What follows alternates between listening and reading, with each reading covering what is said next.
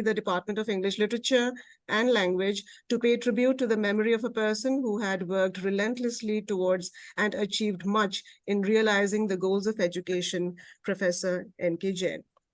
With each passing year, we hope to continue making a conscious effort to carry forward the ideals and values that he lived by. We strongly believe that as an institution, we can draw inspiration and guidance from the rich legacy that he has left behind. We are both delighted and honored to have Professor Gaurav Desai in our midst today, who has so very graciously acceded to our request to deliver the 5th Professor N.K. Jain Memorial Lecture. Thank you, sir, and welcome.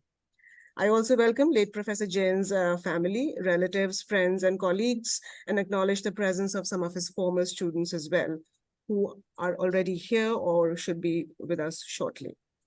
May I now invite Dr. Ashok Gupta, Honorable Chancellor, for his welcome address. Sir. Namaskar.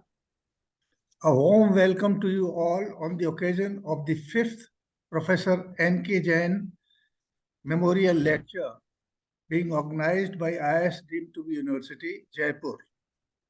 Our university is a cosmopolitan and vibrant institution moving into its third decade of nationwide presence as a leading name in the field of higher education, grooming the next generation of world-ready women. Today is the time of the year again for this memorial lecture organized to celebrate the life and times of Professor N.K. Jain and find our way back to the benchmark set by an academician who remains to all those who knew him a fine embodiment of a life well lived. To look back to the days when Professor Jain came to be associated with our university is to remember someone who was driven to excel, to nurture, to guide as Professor and Dean of the Faculty of Arts and Social Sciences. He fulfilled those roles in the best of his prodigious abilities. A scholar at heart and teacher by vocation, he led by his example, showing students and faculty members alike what teaching and learning truly meant. Going from a strong academic and professional background, he touched many minds with his vast knowledge, exceptional grasp of language and literature, a unique wit and turn of expression, and a wry sense of humor, which his students and colleagues remember to this day. His stepping into a classroom was met with a sense of excitement and expectation. His students, knowing that they would leave enriched and improved in equal measure, leading his audience in open discourses, he ably encouraged suggestions and innovations with regard to both teaching and research. His journey inspired all who knew him, as evidenced by those who hold fond memories of the person he was. Well liked and deeply respected by friends, relatives, and colleagues, Professor Jain is also remembered as a steadfast pillar of the IIS family. Over the years, his erudite scholarship laid the groundwork of the friendships and academic connections that have sustained till date. Many of those people, I am sure, are in the audience today. I am happy to welcome you all to the 5th N.K. Jain Memorial Lecture, which has been organized at the initiative of the university's Department of English Literature and Language, Professor Jain's parent department, to honor the memory of a dear colleague and a revered teacher. I extend a special welcome to Mrs. Mithilesh Jain, late Professor Jain's wife, and most importantly, to Professor Gaurav Desai, who I cannot thank enough for his gracious consent to deliver this 5th commemorative lecture. Thank you and welcome. Thanks a lot, sir. Thank you very much. I'd now like to invite Dr. Ila Joshi, Dean, Faculty of Arts and Social Sciences, to formally introduce the eminent speaker for the day, Professor Gaurav Desai, before inviting him to deliver the memorial lecture. Ma'am. Thank you, Ramika. Namaskar, everyone. It is my proud privilege to introduce our distinguished speaker today. Dr. Gaurav Desai is Professor of English and Chair of the Department of the University, Michigan, Ann Arbor, USA. Author of Subject to Colonialism, African Self-Fashioning and the Colonial Library, brought out by Duke University Press and editor of Teaching the African Novel. Dr. Desai has also guest edited a volume of essays on culture and the law as part of the South Atlantic Quarterly on actually existing colonialisms on Asian African literatures, and co-edited a volume of essays on multi-ethnic literatures and the idea of social justice. Another of his co-edited anthologies entitled Post-Colonialisms, an anthology of cultural theory and criticism in 2005, Rutgers University Press publication, has become a standard reference and classroom text. Among Dr. Desai's other publications are articles in edited collections and journals such as PMLA, Genders, Representations, Boundary 2, Interventions, Research in African Literatures, African Studies, Reviews and Cultural Critique. Recipient of a residential fellowship at the National Humanities Center in 2001, Dr. Desai has also awarded a Rockefeller Foundation Award for a residency at the Belgio Center in Italy, a visiting fellowship at the Center for Research in the Arts, Social Sciences, and the Humanities and at Cambridge University, and an ACLS Burkhardt Fellowship for his research. In 2004, he was made a life member of Clare Hall, Cambridge University. His latest monograph on narratives of Indian Ocean connections between Africa and India, entitled Commerce with the Universe, Africa, India, and Afrasian Imagination, received the 2014 Rene Bellick Prize from the American Comparative Literature Association and was a finalist for the Bethel Ogot Prize from the African Studies Association, as well as the Asia-Africa Book Prize awarded by the International Institute for Asian Studies in Leiden. More recently, Dr. Desai has co-edited a volume of critical terms for the study of Africa and approaches to teaching the works of Amitav Ghosh. With this very impressive introduction, I invite Professor Dr. Gaurav Desai to deliver the 5th Professor N.K. Jain Memorial Lecture. Sir, please. Yes, thank you. So I'd like to begin by thanking the Department of English, IIS Jaipur, Chancellor Gupta, Dean Joshi, and Professor and Head Rimika Sangvi for the kind invitation to present the 5th M.K. Jain Memorial Lecture. I do not think I've ever crossed paths with Dr. Jain, and hearing the tribute to him today, this is much to my regret. My only hope is that my contribution today does sufficient justice to his memory. When I was approached to present a talk at IIS, I thought that given the mission of the university, which is centered on the education of women, it would be appropriate to have women and gender as the focus. At the same time, I wanted to invite you in the audience, all of you in the audience, to think back on a past and a place that may not be at the forefront of your thoughts. Mid to late 19th century Zanzibar. Zanzibar being a group of islands off the east coast of Africa with closest proximity to mainland Tanzania. It might help to situate my talk by mentioning that much of my recent work has been interested in tracing interregional and indeed global connections between particular places in Eastern Africa and other parts of the world. In Commerce with the Universe, for instance, I was particularly interested in the historical exchanges between Eastern Africa and the Indian subcontinent in the longue durée. Following the lead of Amitav Ghosh's In an Antique Land, which traced the travels of an Egyptian traveler to the Malabar coast in the 12th century and connecting it with his own ethnographic fieldwork in the late 20th century, I tried to trace the echoes of long histories of Indian Ocean exchanges to our own contemporary times. Along the way, I read texts that have now become part of the East African literary canon, such as M. G. Vasanji's The Gunny Sack, as well as texts that have received little to no scholarly attention, such as turn of century, 19th to 20th, that is,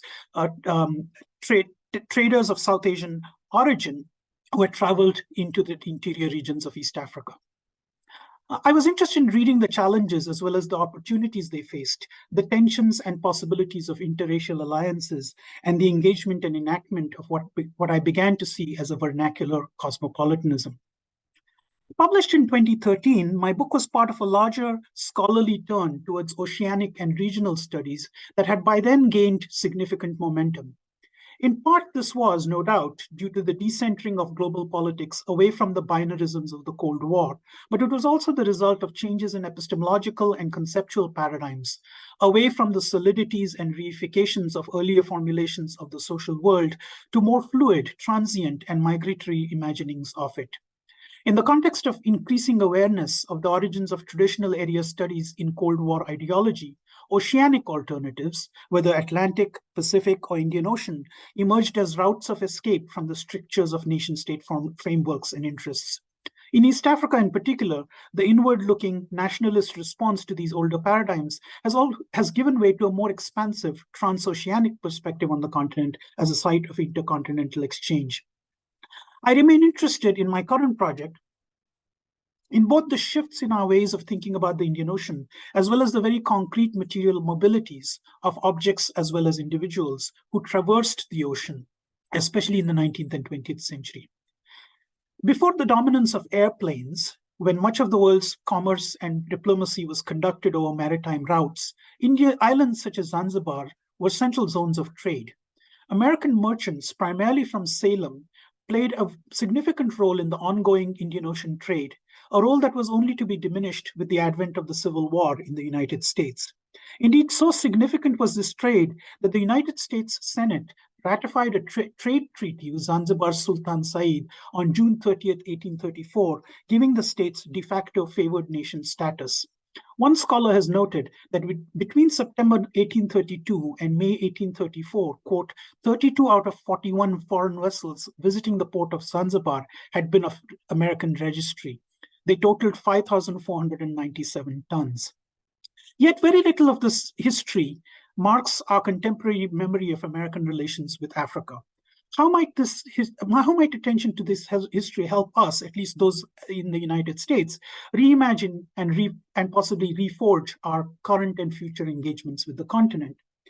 The materials I'm working on include both published works as well as archival materials at the Peabody Essex Museum, the largest repository of Salem merchant materials, the Maharashtra State Archives, which has important materials on Zanzibar since under British rule, it was the governor of Bombay who managed diplomatic relations with Zanzibar, and recently the Connecticut River Museum. If the title of my talk today, Place-Based Literary Studies, is an invitation to consider how Zanzibar emerges in the 19th century, not as an isolated island clearly demarcated by its shores, but rather as a network of relations between different parts of the globe, oftentimes, as Jeremy Presthold has persuasively shown, affecting the local economies and industries of places as distant as Salem and Bombay, then the archival sources and their locations too are important to note. This is not area studies in its most conventional mode, with archives to be found exclusively in the region itself, Zanzibar, or its former colonial metropole, British archives. Those archives remain important, of course, but they do not suffice, for they do not hold material that was crucial to these other, quote, edges of Africa.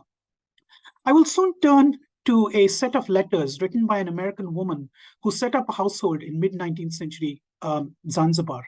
Those letters, as well as the diaries of her husband, who spent a decade trading in Zanzibar, are uniquely held in the Connecticut River Museum in Essex, where she eventually settled.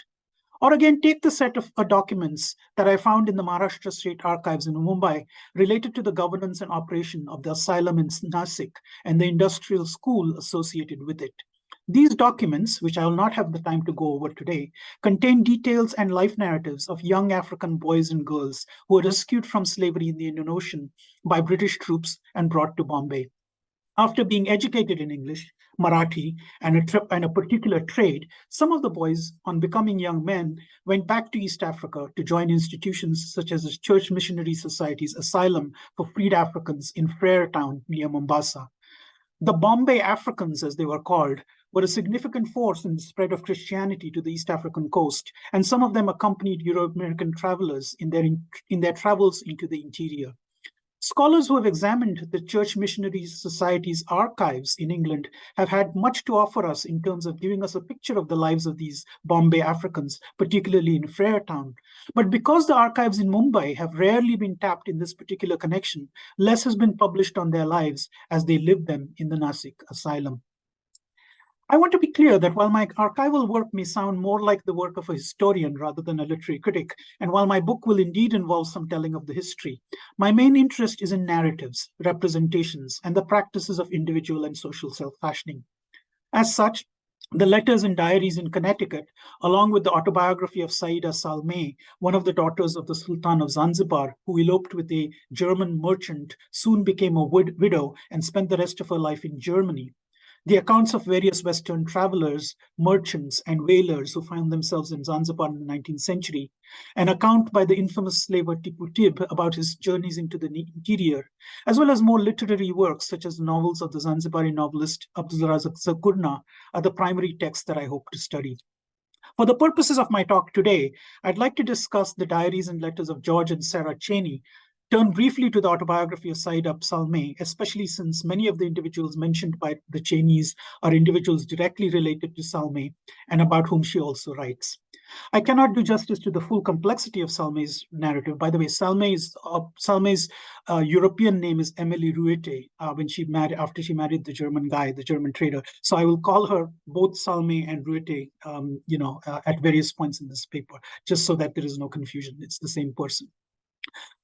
So I cannot do justice to the full complexity of Salmeh's narrative. I'll only touch on her critique of Orientalism and her account of the agency and status of Zanzibari women. So the next section is called Tales of Zanzibar, and that deals with the letters and lives of the Cheneys in Zanzibar.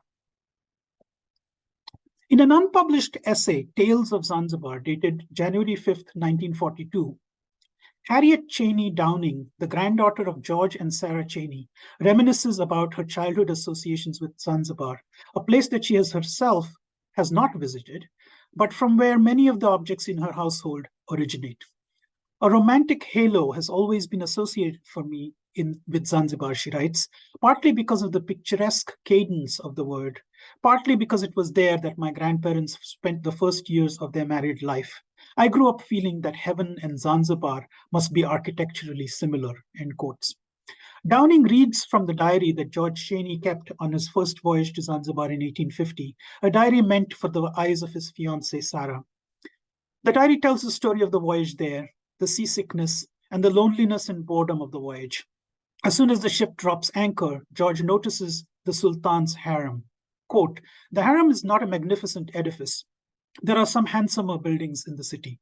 This is a large, square, black-looking old stone building, more like a prison than anything else. In fact, it is a prison for the women there.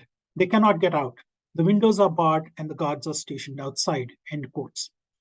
Along with Saida Salmeh, we will soon have occasion to question the veracity of this claim, but for now we should note that it is entirely in keeping with Orientalist sensibilities about patriarchal control and the lack of agency of Muslim women.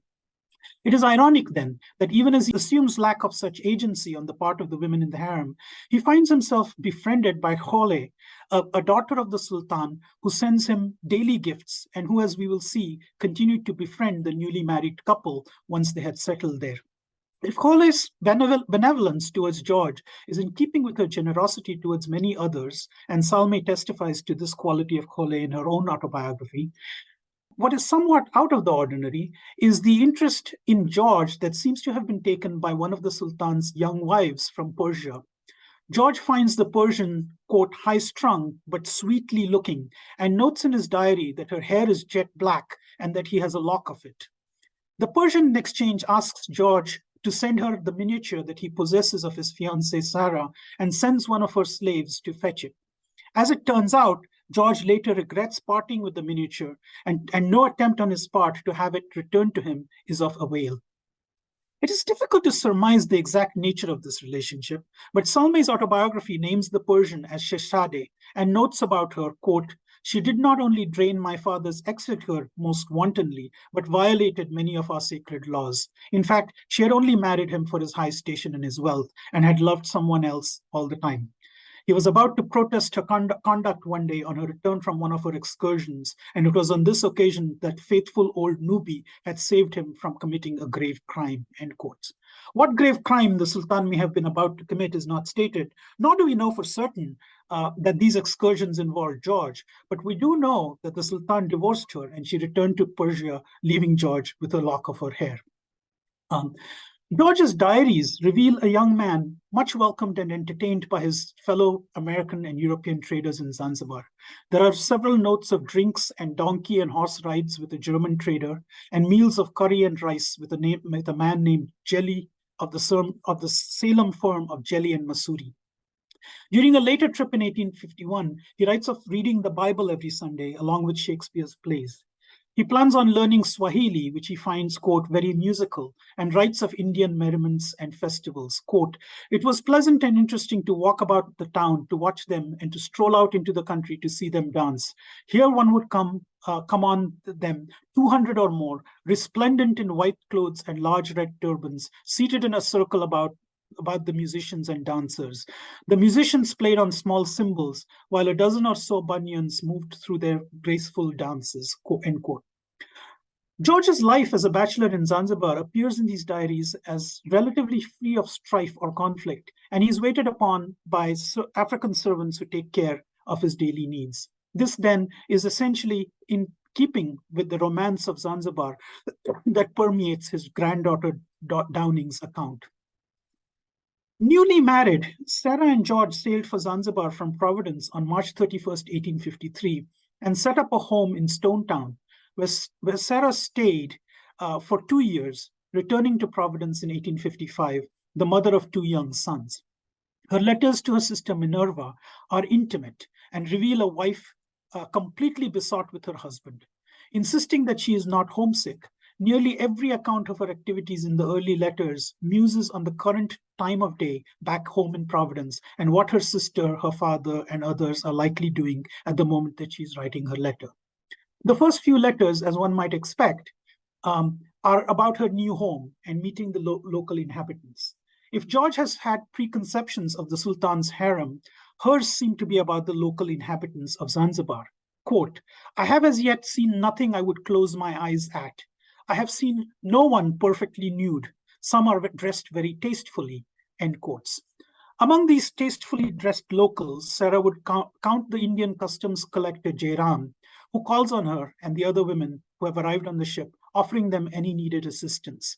He is, she writes, a perfect monster in size, but quite fine looking, and makes a fine appearance in his white garment and scarlet turban of 80 yards. Over time, it appears that she develops a cordial and familial relationship with Jairam and continues to be interested in his turbans, as is evident in her note to her sister in one of her letters. Quote, I have since commencing this written parts of another letter to you to send over land as one of His Highness's vessels sails on Monday. Jairam will go in her to Bombay to spend a year. He made me a farewell call yesterday. He's a great good-natured miser. I wanted to ask him to give me a turban to send home as a curiosity. They're extremely odd, unlike any headdress I ever saw, but I knew that the old thing would never give it to me, so I held my peace. They cost $7 or $8, but I think father would be willing to pay that sum to be able to add to his collection of African or East Indian curiosities. He ought to have a complete banyan dress, end quote. Much ink is spilled on domestic matters, including setting up the furniture and on the household help, who must be supervised, monitored, and on occasion disciplined. On this latter, she writes of a servant who has stolen from her and another whose misbehavior has resulted in the punishment of, quote, a dozen lashes. Quote, I fear you will consider us hard-hearted, but you can know nothing of it at home. George has never struck one by himself, but stands by to see it done and is pale and sick for hours after. As for me, I shut my door and tremble alone, end quotes.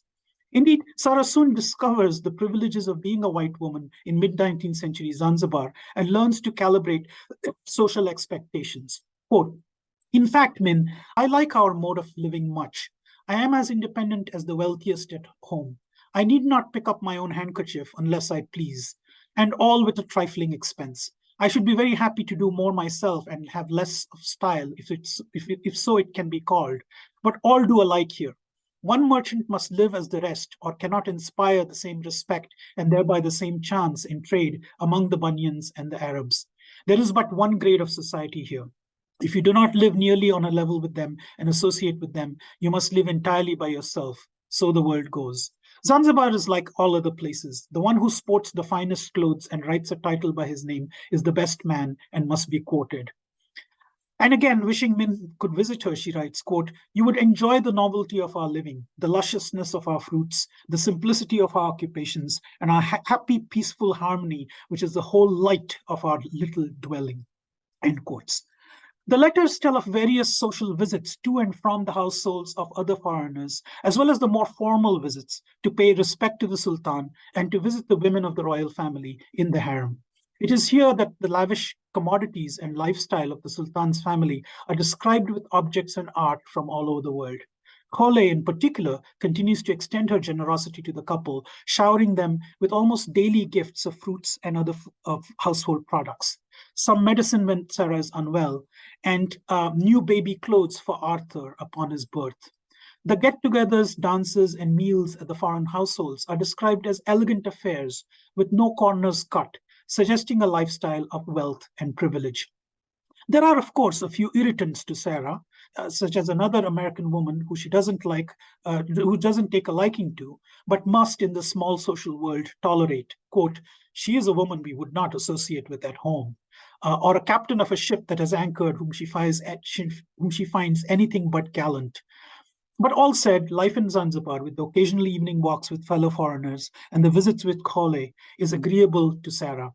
It is perhaps the burden of having two young children, and the only explicitly traumatic event mentioned in the letters, unless her trembling at the beating of her servants counts as trauma, her witnessing the death and burial of a newborn child to a fellow white woman that most likely prompted her permanent return to New England. Quote, "Oh, Min, poor Claire Cross has lost her babe. It died with dysentery, July 27th. I helped wash and dress for burial the poor little creature. It was a perfect skeleton. It was the first person I ever saw die." End quote. Reflecting on Sarah's return to New England after her Zanzibar stay, her granddaughter remembers, "It was difficult," people told us, "for your grandmother to settle down here after her interesting and luxurious life abroad. The difficulty, no doubt, was further burdened by the loss of her first son, Arthur, in 1858, while George was back in Zanzibar, further engaged in the trade." Next session is titled Saida Salme, Emily Ruite. Saida Salme's autobiography of her life in Zanzibar offers us a different perspective on 19th century Zanzibar, and in particular of life in the harem. Salme was born on August 30th, 1844, as the daughter of the Sultan of Zanzibar, Syed Said. She would have been around 9 years of age when Sarah first arrived in Zanzibar. Her mother was a Circassian slave who was acquired by the Sultan as a young girl and who had subsequently become one of his sarari, concubines. Salme grew up in both the rural and urban palaces of the Sultan and was in Stone Town when he left to go to Oman to help his elder son Tuemi in matters of war. In his absence, Zanzibar was first ruled by Khalid, the eldest son on the island, but by the time of Said's death on his way back from Oman, Khalid too had died and Majid had become the Sultan. The cholera epidemic that hit Zanzibar in 1858-1859 claimed the life of Salme's mother, leaving her an orphan at a young age. Salme was living at this point with her sister Khole, to whom she was quite devoted, and who involved her in a conspiracy against their brother Majid, instigated by their brother Bargash, who sought the throne. The conspiracy was squashed by Majid, and Bargash went into exile to Bombay for 2 years and then returned quietly to Zanzibar to await his turn for the Sultanate. Upon Majid's death in 1870, Bargash took over the Sultanate. In the meantime, Salme met a young German merchant, Enrique Rutte, who was her next-door neighbor, and they developed a romance that resulted in a pregnancy that could not be socially sanctioned. Assisted by the wife of the British Vice Consul, Salme fled to Aden in 1866 to await her fiancé. There she was baptized into the Anglican Church and given the Christian name Emily. Upon her marriage with Heinrich, she was known by a Christian name, Emily Reuter. While Reuter never mentions her Zanzibar pregnancy, nor the child resulting from it in any of her writings, E. van Donzel, a scholar who has extensively studied her life, suggests that a child was born to her in Aden on December 7th, 1866, and baptized on April 1st, 1867, with the name of Heinrich. This boy presumably died before the couple reached Europe, since there is no mention or trace of him there. Emily subsequently had 3 children with Heinrich, Anthony, Said, later Rudolf Said, and Rosalie. Heinrich and Emily settled in Hamburg, Germany, but tragedy soon struck their young household when Heinrich died in a tram accident. Emily found herself a widow with 3 children and discovered that much of Heinrich's estate had either been misappropriated by his business partners or otherwise poorly invested in bonds that provided low returns. For much of her life, Emily moved from town to town in Germany in search of the most economical arrangement for her family's maintenance and struggled to obtain her inheritance from her brother Bargash, who had now ascended to the throne. She used her position as a German subject to enlist the support of the German authorities to make her claim.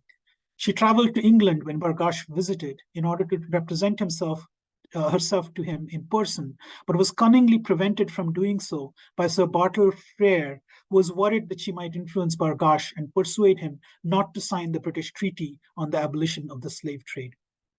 Her efforts to obtain her inheritance failed, not in small part because Bargash claimed that she had lost all rights to Muslim inheritance when she converted to Christianity. Salme struggles with her faith, the meaning of her conversion, and her attempts to make sense of her displacement are a central part of her life story. Her ultimately futile visits to Zanzibar in 1885 and 1888 in pursuit of her inheritance, and her sense of betrayal by her brother Bargash and by England and Germany have a tragically poetic quality to them. Indeed, Oscar Wilde, who reviewed her memoirs when they were first published in English translation in 1888, noted, quote, "The princess is herself a woman of high culture, and the story of her life is as instructive as history and as fascinating as fiction." Salme did in the end receive a small monthly allowance by the government of Zanzibar, but it was nowhere close to her earlier demands. She died in Jena, Germany, on February 29, 1924, never having reconciled with her former home. In 1886, Emily Reuter published her memoirs in German, and 2 English translations appeared in 1888. A French translation was published in 1905, and a 3rd English translation appeared in 1907.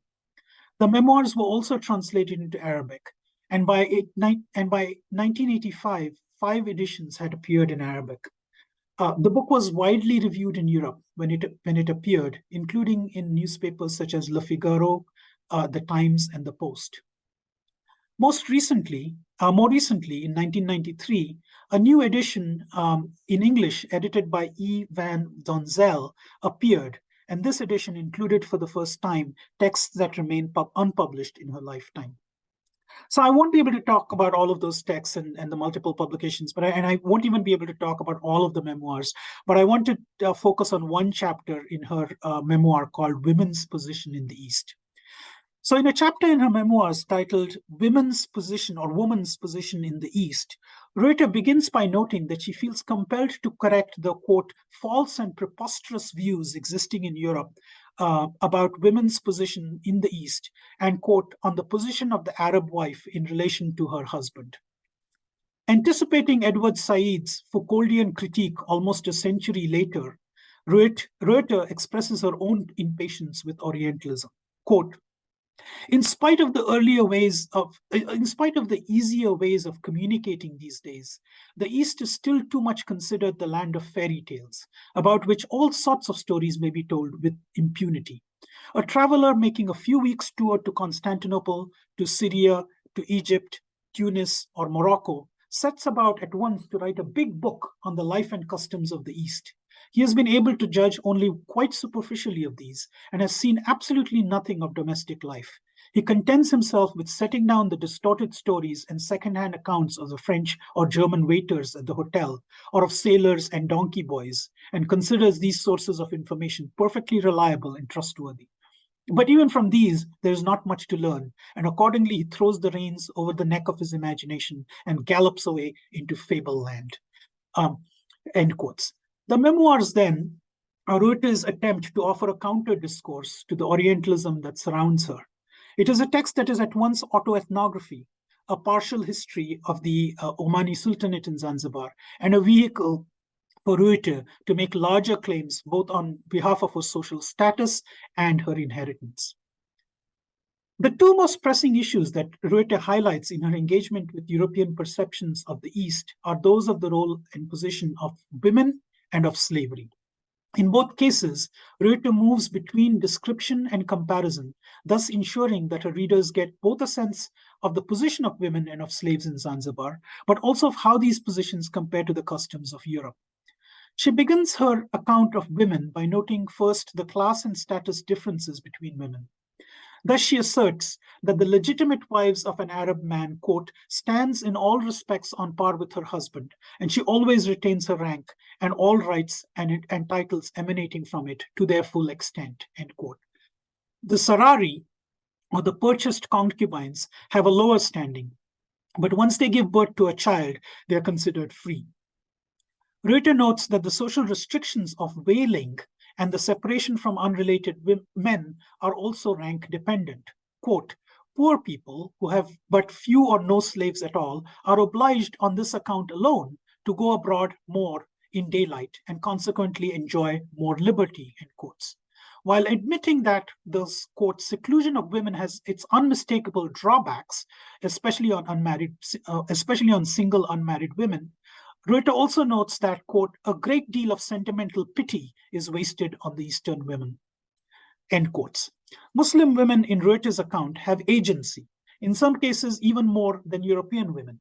Unlike the European housewife who receives an allowance from her husband to take care of the household, the Muslim wife takes full charge of the household funds without feeling the need to seek her husband's permission, writes Ruete. In fact, suggests Ruete, the husband sometimes has no idea about the state of his finances, which may be entirely controlled by his wives. She remembers the husband of one of her acquaintances who felt no loss in dignity in asking for his wife for money since, quote, he knew well enough that he could not do better than leave the entire management of his affairs to his prudent and sensible wife, end quotes. The institution of marriage, Ruete suggests, does not diminish the rights of women. Married women continue to hold onto the rank and status that they brought in with them into the marriage, and they remain in social standing, the daughters of their fathers, rather than having their status elevated or lowered to that of their husbands. It is because women hold on to their name and rank even after marriage, writes Ruete, that an, quote, Arab prince or chief often allows his daughter or sister to marry one of his slaves, end quotes. The servant will remain her servant even after marriage, though he is no longer enslaved, and he will continue to address his wife as highness or mistress. In cases where marital discord results in the inevitability of a separation, Islamic law, writes Ruete, provides for protection of the wife who has, quote, her whole dowry returned, the disposal of which also rests with her during her wedded state, end quotes. Addressing the issue of polygamy, Ruete concedes that, quote, no sensible man and surely no woman can excuse or defend polygamy, end quotes. But she is quick to point out, by referring to the Mormons, that polygamy is not an institution that is unique to Islam. Furthermore, Ruete insists that while Islam allows for 4 legitimate wives, in actuality, even rich men do not exercise this right. Quote, I have never met with any man who really had 4 wives at once, writes Ruete, noting that the purchased Sarari are not part of these calculations. Her own upbringing is, of course, exceptional and not the norm in this regard, since the Sultan's household consisted of 1 legitimate wife. Her father, as we know, had a second wife from Persia who ultimately was divorced. And by the time of his death, 75 Sarari. Nevertheless, in the interest of avoiding jealousy, writes Ruete, quote, in most cases, monogamy predominates, end quotes. Women can also ensure that they do not enter a polygamous household if they choose not to by, quote, stipulating the clause of a formal promise in the marriage contract that the husband will wed no other wife or purchase a suri, end quotes. In closing her discussion of polygamy, Ruete cannot resist a jibe at European society. Quote, I should say, she writes, the only difference in the position of a married woman in the East and in Europe to be that the former knows the number as well as the characters of her rivals, while the latter is kept in a state of considerate ignorance about them. End quotes. For foreigners to have the opportunities to, quote, observe the cheerfulness, the exuberance of spirits, even, quote, of Islamic women, writes Ruyter, they would not be so misguided as to assume that they live lives that are, quote, degraded, oppressed, and listless. And if the lot of the Eastern woman is not so oppressed, Ruyter calls attention to some remarkable women who exhibit enormous power, strength, or courage. Among these are our own stepmother, Azi bin Saif, who is said to have ruled over Sultan Said completely, so that, quote, court and public affairs depended in most cases on her verdict, end quote. They include her great aunt, who Ruyter alleges took control over all governmental affairs in Oman when her brother died, leaving the Sultanate in the hands of his two minor sons. The great aunt is never mentioned by Ruyter by name, and it is unclear whether she was the mother of Badar bin Sultan, the nephew of the Sultan who briefly ascended to the throne before being deposed by the young Said and his brother Salim. Nevertheless, in Ruyter's narrative, this great aunt is exemplary in her ability to assert her power over the male ministers, and she's said to have even donned men's clothes to inspect the outposts of Muscat when the city was threatened by enemies. When her soldiers came under attack and were out of ammunition, she is said to have, quote, ordered iron nails and pebbles to be used in the place of balls. The guns were loaded with all the old iron and brass that could be collected, and she opened her treasury to have bullets made out of her own silver dollars, end quotes. The battle was thereby won, and the remainder of her reign, writes Ruyter, was marked by peace before she transferred the throne to her nephew, Ruyter's father. Regardless of the accuracy of the account in matters concerning the actual succession of the Sultanate, readers of this chapter of the memoirs would easily allow her to make the case. She too, writes Ruyter about her great aunt, was an Eastern woman. Perhaps the best example that Ruyter provides of the possibility of female agency is the one that she never signals as an example. I refer, of course, to her own story. Ruyter is a young woman who grows up never having a sense of inferiority vis-a-vis her brothers, never feeling that she cannot achieve what they can achieve.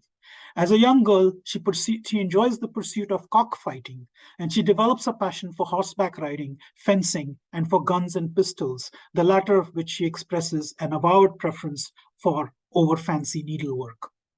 She's not inattentive to the fact that she first learns to write in secret in the former quarters of Shehzadeh, the Persian princess who, as we noted, was responsible for an even earlier scandal in the Sultan's court. One wonders about Ruyter's self-positioning as a proto-feminist rebel and her explicit recollection of Shehzadeh's story in the light of the challenge to patriarchy that Shehzadeh possesses. One last episode, and a pivotal one in Ruyter's own family relations, is the role of women in the conspiracy to overthrow Majid.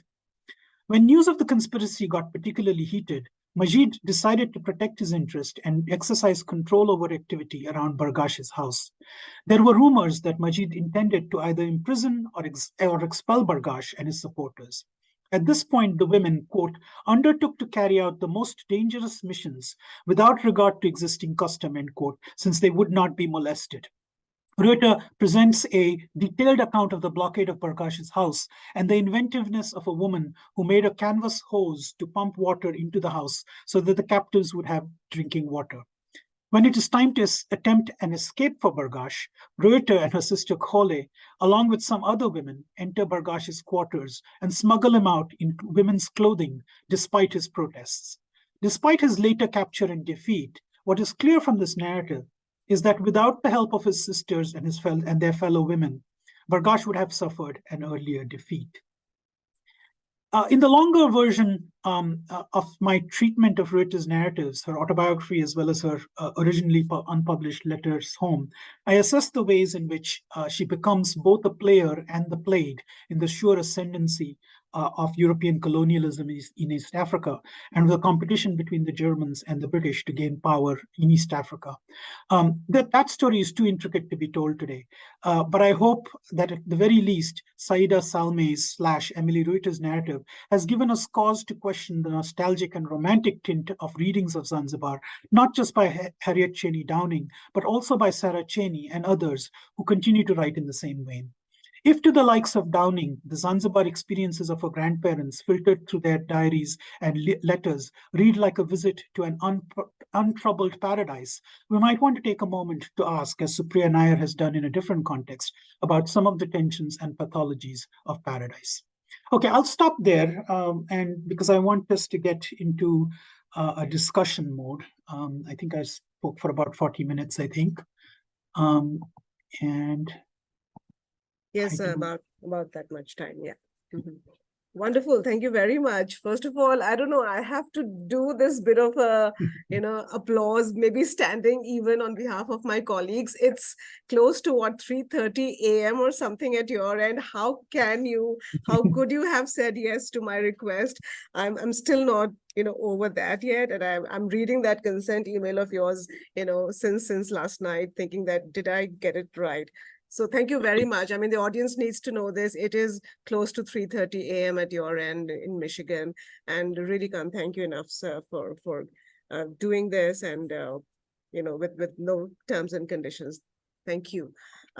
It's a pleasure. Thank you, sir.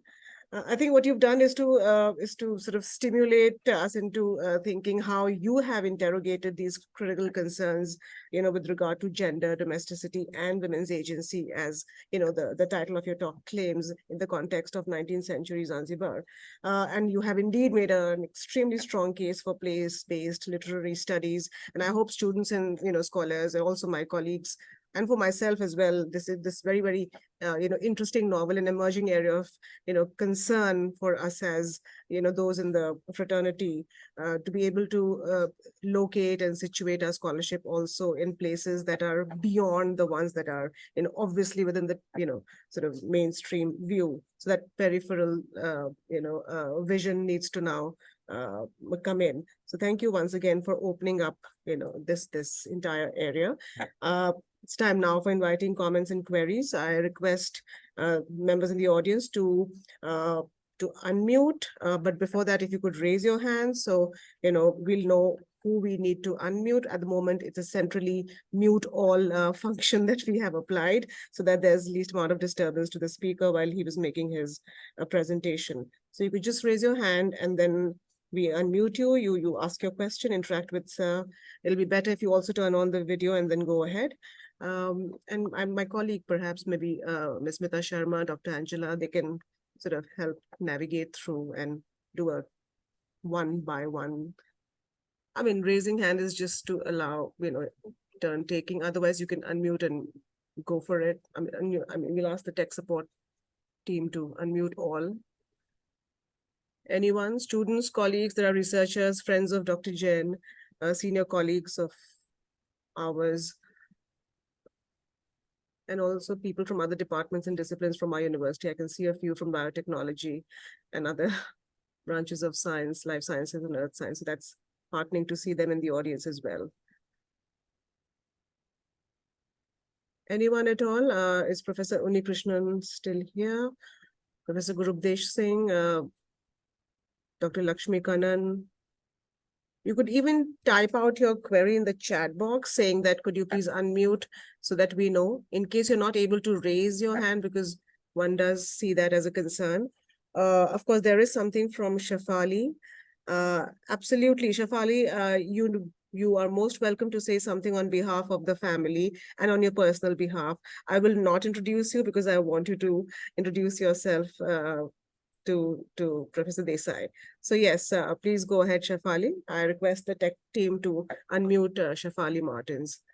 I think she's also joined in using her name, so should be easy to locate. Yes, ma'am, I'm on now. Yes, absolutely. Sir, a very good morning to you, morning, late night, technically.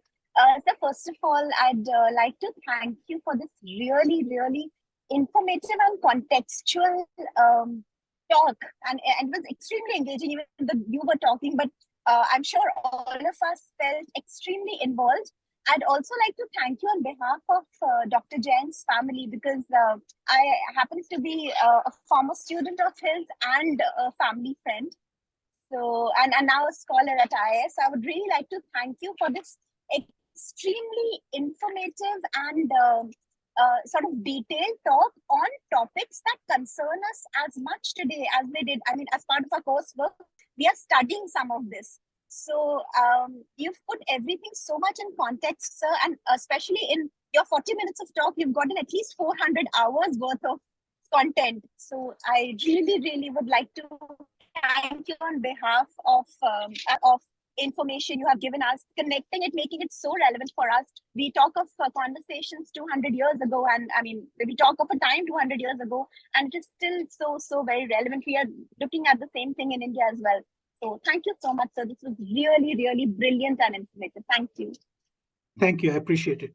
Thank you, Shafali. As usual, the first observation is always yours, and I'm glad it is, because Professor Desai, you must know that while Shafali was a student back in the day, which was long years back before she's come back again as a prospective scholar, Professor N.K. Jain was her local guardian while she was living with him and studying with us. So I guess she shares that special bond. So he would be teaching her in the morning in the master's classes, and back in the evening at home they would be uncle and niece and so on and so forth. So that's how it goes. So I think Shafali comes from that space where she's looking at him as more than just a teacher or somebody who was part of the IS family. So thank you, Shafali.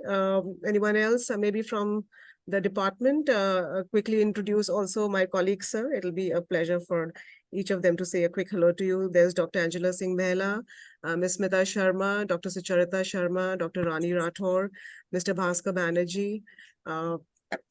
If you could just maybe turn on your videos, so it's just we can try and make it as much. I'd love to meet you and know about your work also. You know, what kind of yes, sir, projects. absolutely. In fact, I thought maybe Sucharita could come in because she is quite invested in this area of scholarship, and I think she probably is going to be taking away the most. Not that we aren't, but I think she's really looking at the whole talk as fodder and that kind of food for thought for her own scholars.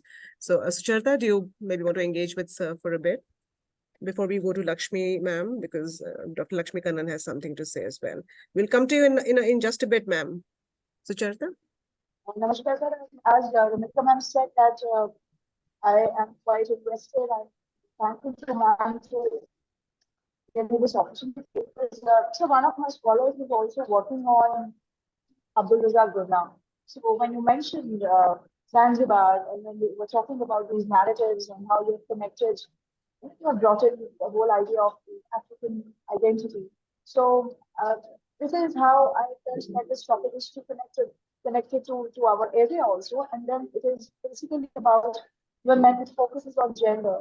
So both of us, because she's working on Gurna and I have worked on Toni Morrison and motherhood and women characters. So I just want to know what is your perspective, or what do you think about the kind of narratives that Gurna has brought into the literary space, that is basically about refugees and being a refugee himself. So how do you take the connection between the place where he belongs to and the kind of narratives and characters that he has created in his literary works? So it's just a small maybe query from my side. Yeah, no, I have long admired Abdul Gurna's work. And in fact, I used to teach him, I've taught him for several years in my classes. And when he got the Nobel Prize, many people around me, at least, I don't know what the reaction in India was, but many people around me, and even people who work in African studies, African literature, said, "Who is Abdul Razak Gurna? Never heard of him before." And I said, well, you folks, I have always known him and admired him. I mean, his novel, all of his novels are great, but I think for me, the two gems are Desertion and Paradise. I mean, they're just brilliant novels. And, I think what they too are very interesting, because many of those novels are characterized by arrivals and departures. That's what they're framed by. And there are three kinds of arrivals and departures. There's, of course, the arrivals of people, from the Indian subcontinent or South Asia to the East African space. But there's also that monsoon trade and arrivals and departures of that kind across the Indian Ocean. But then there's also arrivals and departures to the interior of the continent, and that is thematized in the novel Paradise, having to do with the slave trade, having to do with the ivory trade. And then finally, the arrivals and departures, such as Gurna's own, to the metropole, going to England, in the aftermath or during the crisis of the Zanzibar Revolution, and what those arrivals and departures of those three different kinds do to people's sense of belonging, home, identities, interactions. I mean, it's beautiful work, and the language is so beautiful and poetic. I've been asked since Gurna got his Nobel, of course, those of us who are critics who work on him, get asked all the time now, oh, please come and talk about Gurna. And so, I have the standard, talk on Gurna that I give, where, quite a bit of it is quotation, because it's just such beautiful prose. And many of the people who I'm talking with about Gurna, these are large public audiences. These, lectures are not necessarily meant purely for literary critics. They're meant for larger audiences. They may not have read Gurna's work, but they want, so they get to sample some of it. So yeah, in the larger book project that I hope this piece that I presented to you is part of, a significant chunk of that book will be focused on Gurna's writing. Thank you so much, sir.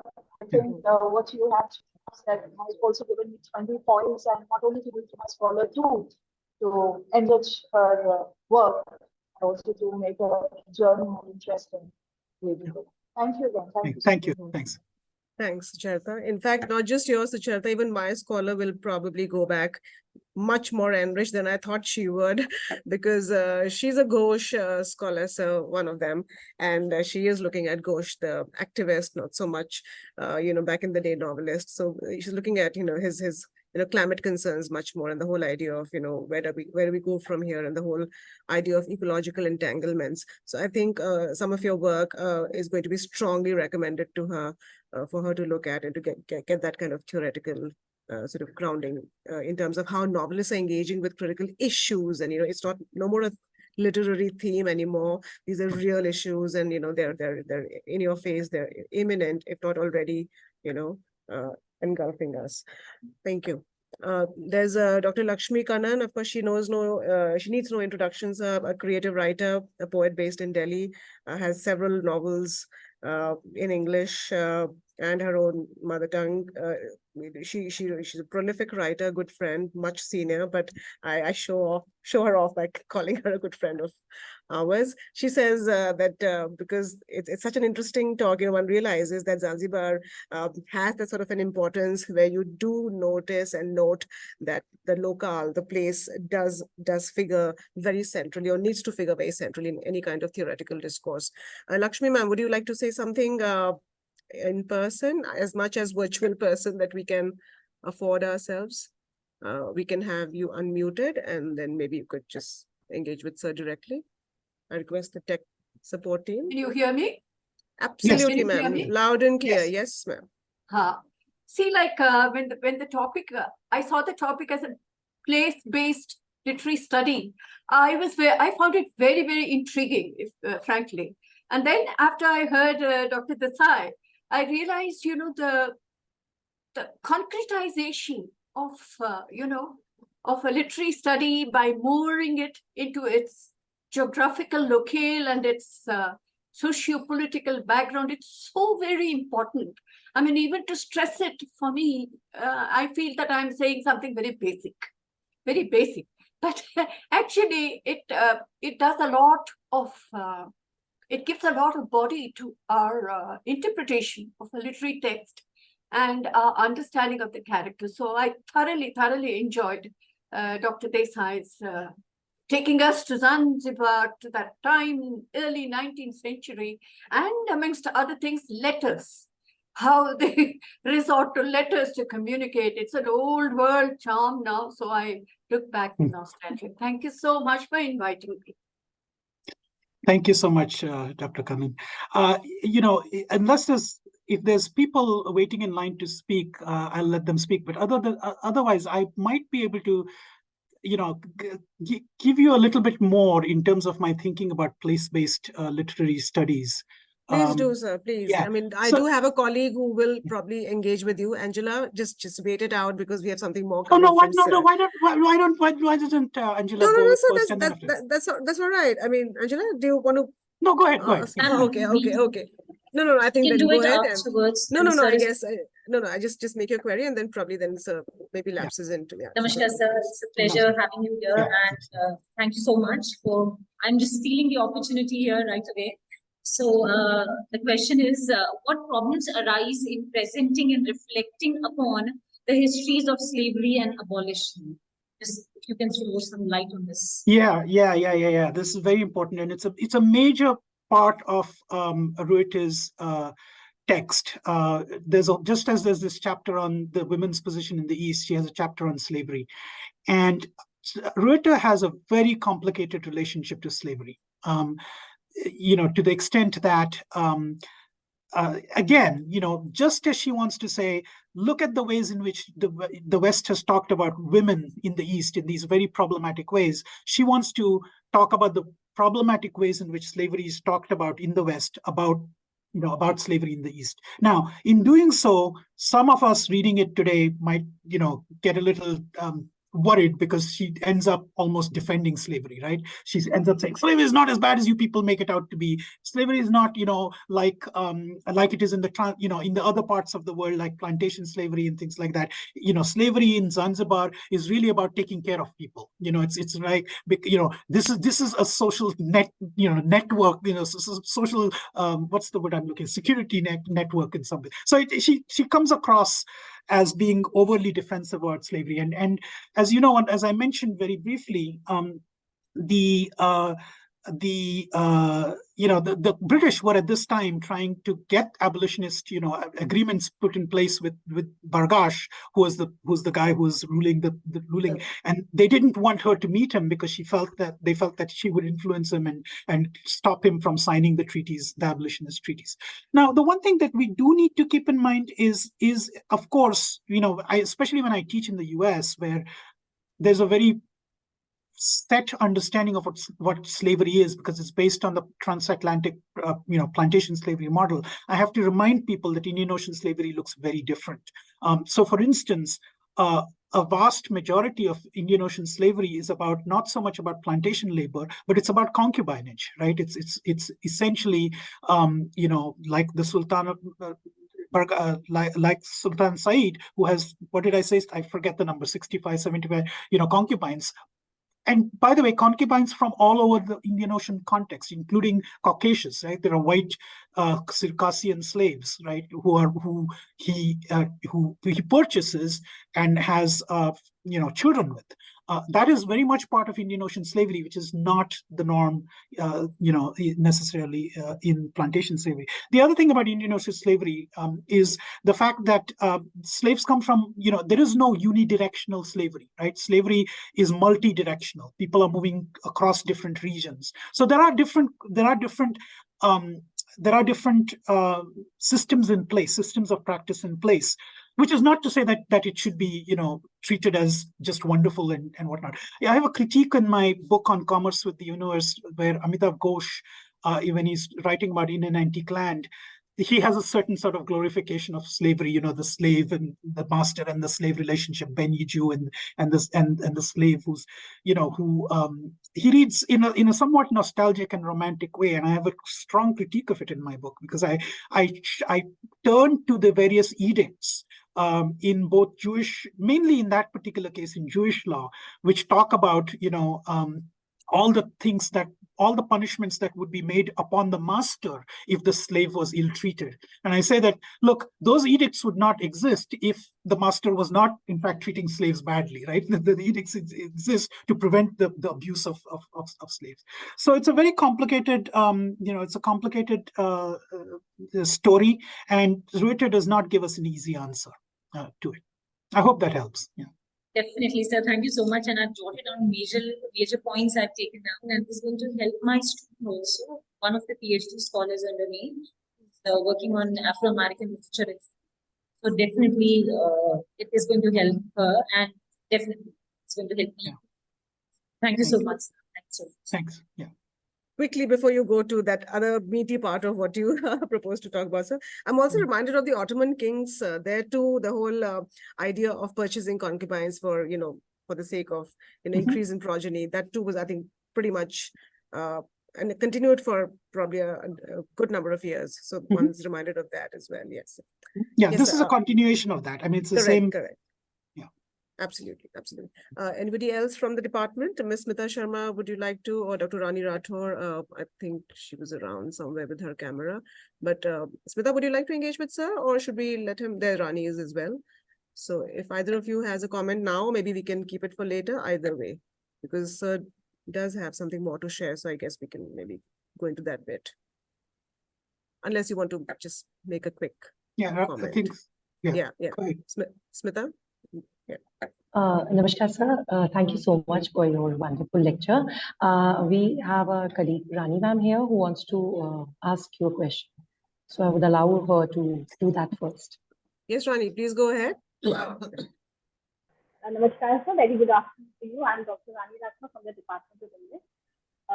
First of all, I would like to really thank you for such an informative, lecture based on the recent research areas that the department scholars are pursuing, and also the areas those are of interest to the supervisors as well.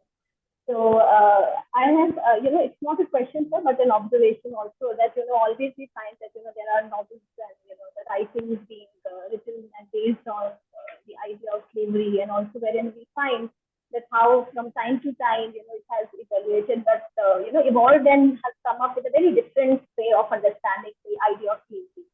So it reminded me of also Jean Ray's White Soldato Sea, wherein we find there's a very descriptive way of looking into, and it explores basically the idea of slavery and also how, Caribbean assimilation has been taken care of. And even as, the department scholars are working on Amitabh Ghosh, and one of my scholars is also working on the same.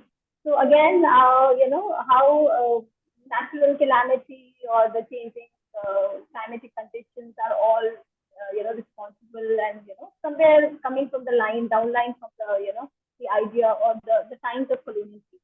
So my, little observation, and I am really interested in order to know that how do you see that, how these climatic conditions now at this time has anything to do with the evolution coming from, slavery of those times, whether the nature has not been able to completely overcome the idea of being governed or being controlled by the colonizers, or how, I just wanted to know that how do we see it in literature, and at this point in time, if the scholars are now even recently working on the areas wherein we find climatic conditions, and we go back to colonial rules and, in literature to find out the ways.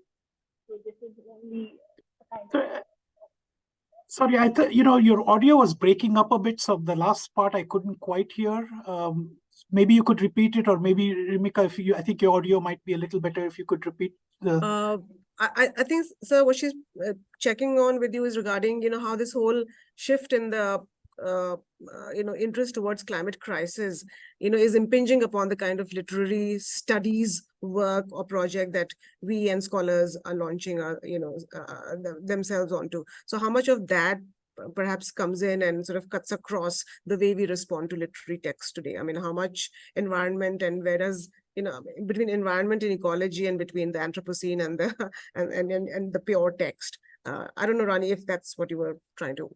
Yeah, no, I think it's the, I think we have been paying increasing amount of attention to that. I mean, for good reason, but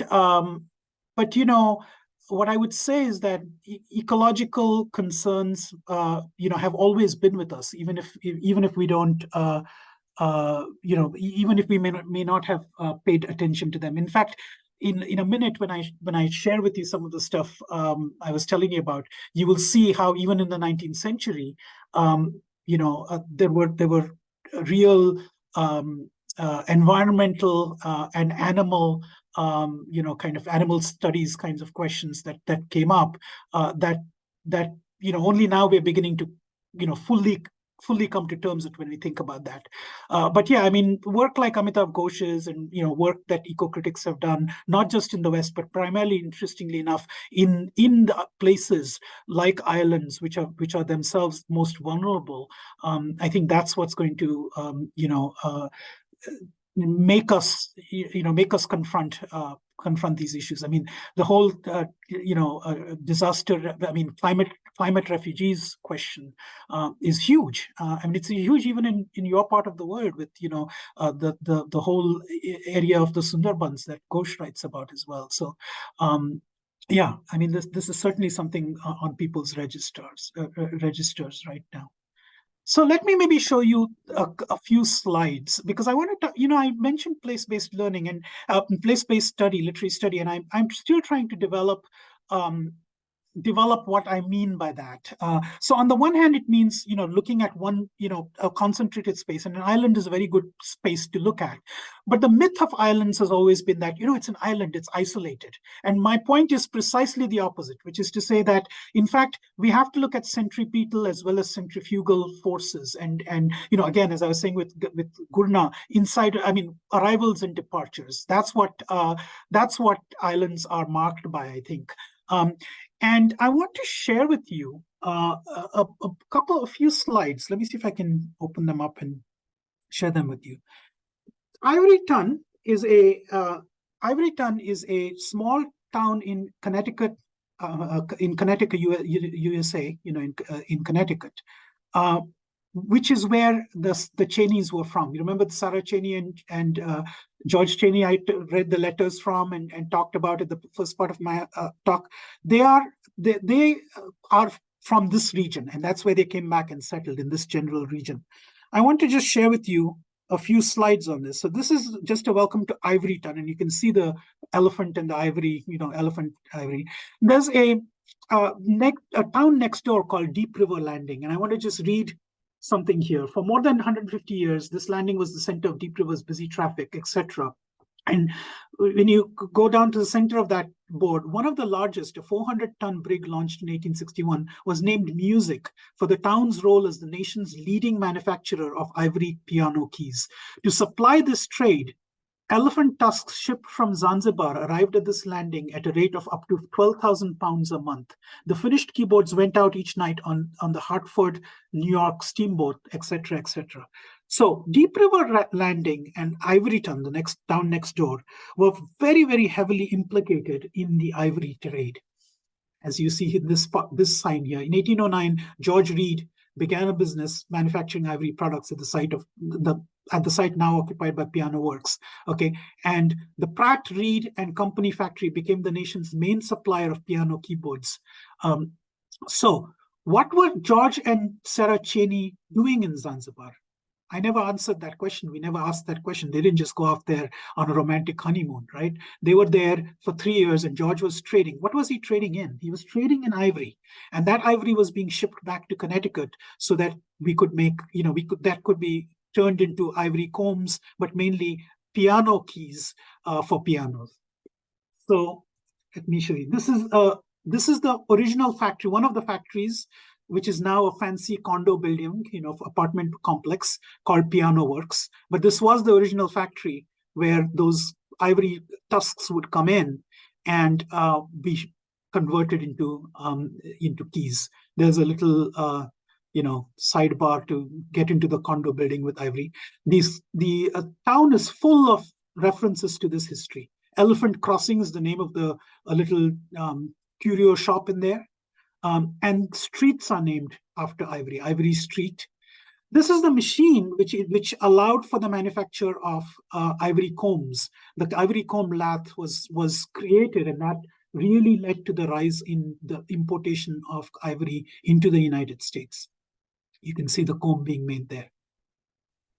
And if you ever wonder how you know whether a piano has got ivory keys or something else, if you see that this particular photograph, the keys are divided in half. The white keys, for instance, are cut in two shapes. There's the thin, slender, long part, and then there's the shorter, wider part at the bottom. And that they had to do it in that way because they otherwise could not cut the ivory on the machines in a way that would work for the piano. So if you ever see a really old piano and are wondering whether the keys on there are ivory or not, this is how you can tell whether their keys are ivory or not. This diary, 1856, I found in the Connecticut River Museum that I mentioned to you, which this is one of George Cheney's diaries. George Cheney is the guy we were talking about earlier, Sarah's husband. And this is a diary, and there are hundreds, well, not hundreds, but quite a few of these diaries in the Connecticut Museum, where he outlines basically the purchases of ivory. You see all those numbers there? Those are his accounts. How much ivory he purchased from whom, what the weight was, etc., etc. And I want to leave you with this image, because while this town celebrates its history or remembers its history, through the ivory trade and all the stuff that happened associated with it, it also was a place for that was part of the Underground Railroad. And you folks know what the Underground Railroad is. It was the system by which runaway slaves from the South would come to the North to try to escape slavery. And they would be housed and accommodated by various communities in the North that would give them shelter. And so this is a community that was part of the Underground Railroad. And they, for instance, commemorate this man called, William Winters, who was part of that railroad. Now, I'm going to stop sharing and just ask us to think about the implications of all of this, right? So you have a really horrific trade taking place in the interior of East Africa. So what's happening? First of all, elephants are being killed by the hundreds, right? You think about the amount of ivory, the tons of ivory that are being brought into Connecticut.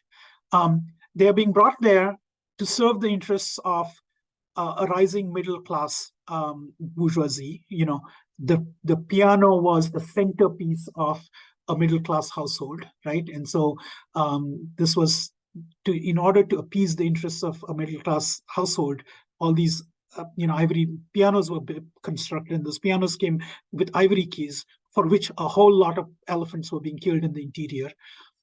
Along with the killing of elephants, you also had intricately related to this, the African slave trade, which is different from the kind of concubinage we were talking about earlier, but people who are captured in the interior of Africa as slaves and essentially used as porters to carry the heavy ivory from the interior of Africa where the elephants were to the coast and to Zanzibar in the coast, from which they were then shipped. The ivory was then shipped to the United States.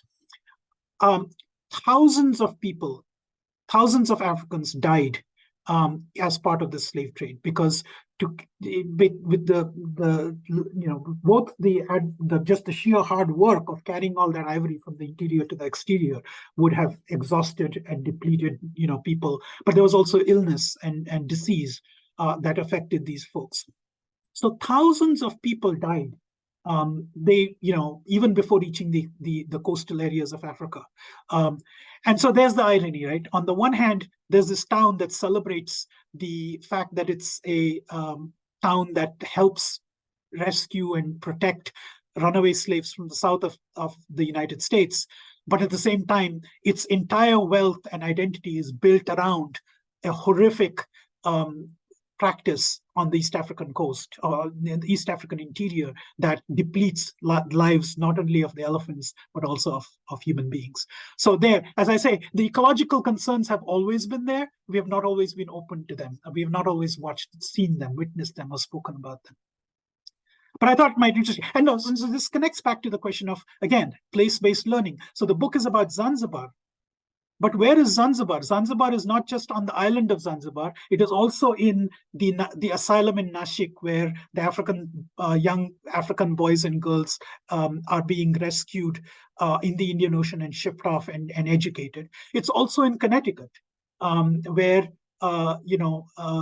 this trade has been taking place. So that's why I'm trying to think about place-based but place-based as in thinking about both centripetal and centrifugal forces that create a sense of space.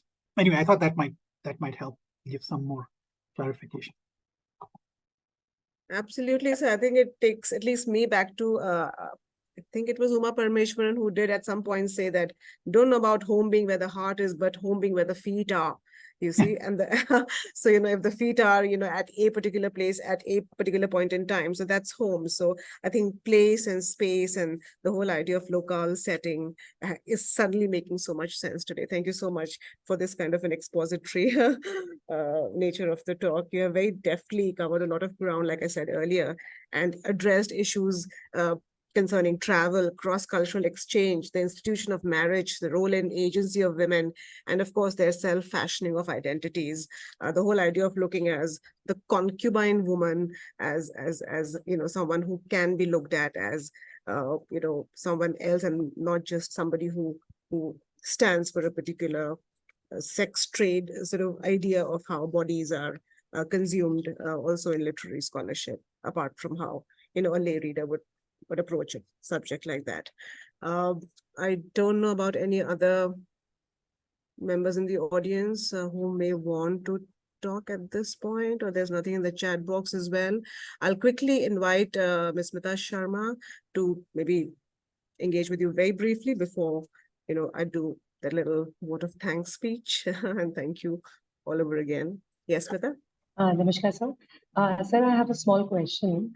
We were just talking about ivory trade, and when we were talking about ivory trade, it takes me back to The Heart of Darkness, and by Joseph Conrad. And sir, so I would like you to suggest research scholars some of the topics that they can take up relating to ivory trade and its relevance in the 21st century, if we have any writers that they could take up.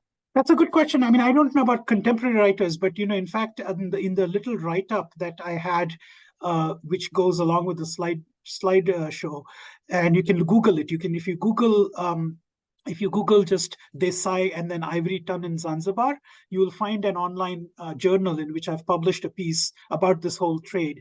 And that piece begins and ends with Heart of Darkness, because in fact, if you remember, there is a large piano in the Heart of Darkness when in London where one of the scenes takes place, and I say I never will be able to reread Heart of Darkness without thinking back on this history. So I think there's a lot of excavating work to be done in canonical texts and in African texts, that looks at ivory, but that looks at other other kind of expropriative mechanisms and practices that have taken place. As you know, ivory has been banned for several years now. I mean, you can't even, even if you originally possessed it in the past, while it was still legal, you have to, you cannot possess it now as private individuals. So I think it's become a little bit more, it has receded, I think, in our public imaginations in the way in which it might not have earlier. But yeah, I mean, it's not just ivory. I mean, I've got students who I work with who talk about oil, who talk about other minerals in Africa that are being, taken away from the continent for, computer buildings and, things like that. So there's a lot on extractive economies that people are working with right now, and questions of infrastructure. So thank you for that. Thank you, sir. Thank you, sir. That answers my question. Thank you, Smita. All right, sir. Thank you very much. I don't know what time it is. Don't even tell us, because we'll feel terribly guilty by the end of it. I don't know. We've ruined your Thursday by taking up most of your Wednesday night. Thank you very much. So we now come to the close of today's event. I thank each one of you for joining in and egging us on to drawing the strength, the kind of motivation that we draw from the presence of each one of you, even though virtual, to keep doing our utmost for the highest. I'm very grateful to our Honorable Chancellor, Dr. Ashok Gupta, to Professor T. Ed Mathur, our Honorable Vice Chancellor in absentia, to Madam Registrar, Dr. Rakhi Gupta, for their constant support and encouragement. My thanks also go to each of my colleagues who you've interacted with just right now, for ensuring that everything goes seamlessly, beautifully for for this program to sort of come together the way it has. Thank you very much, each one of you. Their concerted efforts have definitely led to the smooth conduction of today's program. Thank you once again, Professor Desai. Hope to keep this up. I now remember I did probably walk up to you at one of the FCT conferences, but didn't get a chance to interact. I think it was sort of geared out by a bit of a fan following. I don't know which FCT conference was that, but then it now comes back that I did want to talk to you. And this is how, I guess, karma organizes events for us, that we have you today only to talk to us. So I thank you once again, sir, for doing this. I really appreciate it. I'm full of gratitude. And yes, you have perfectly fitted into how Professor Jain would have liked his department to be listening to people like you. Thank you very much. We hope to keep this up, the association. And as in when you're in India, in Rajasthan, please keep us posted. We'll be very happy to host you and interact with you and in the department with our students. Thank you very so much. It was an honor. It was an honor. Yes, Bye-bye, sir. Good night. Please sleep well, and we'll stay in touch. Thank you, Okay. audience. Thank you, everyone. I do see a quick comment from Dr. Neela. Neela, I'm just going to read it out because we can't keep Sir for long now, but I think she wrote something in the chat box, which I can't see now. Smita, do you want to help me? I think Dr. Neela Sarkar wrote something down. I have it with me. Neela ma'am, yes, ma'am. Yeah, there was Can you hear me, something. ma'am? Yeah, please go ahead. I think there was something Yeah, about she ivory. writes that the ivory trade, yes, of course. She also Hmm. mentions that the ivory trade is also mentioned in Tintin in Congo. So Ah, she's also right. bringing that Of to our course. notice. Yeah. So I just thought that, we'll bring her in as well, since she did make time to join it. Thank you, Dr. Neela. That's thank you for reminding us and taking us back to the comic strip. Right, sir. Right, everybody. Thank you very much for joining in. Please take care. Stay safe. Bye-bye, sir. Good night, sir. Thank you.